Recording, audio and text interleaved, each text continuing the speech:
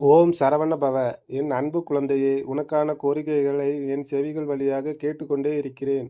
உனக்காக அவதரித்தவன் நான். உன்னை அழகுபடுத்தி வாழ்க்கை என்னும் புத்தகத்தில் நுழைந்து அதை பக்குவமாக கையாள வைத்திருக்கிறேன். காயங்கள் இல்லாமல், வலிகள் இல்லாமல் வாழ்க்கையை கையாள முடியுமா?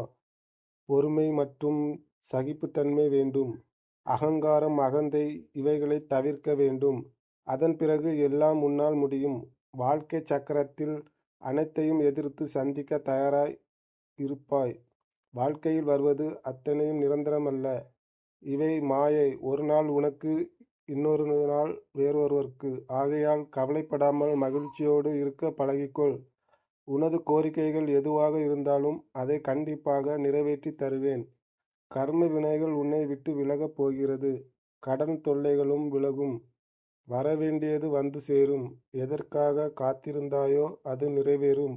நீ விரும்பிய வாழ்க்கை, விரும்பிய வேலை இவை அனைத்தையும் என் பரிபூர்ண ஆசீர்வாதத்தோடு உனக்கு கிடைக்கப் போகிறது. இனி கொடிகட்டி பறக்கப் போகிறாய். எதற்கும் பயப்படாதே. யாமிருக்க பயமேன். ஓம் சரவண பவ.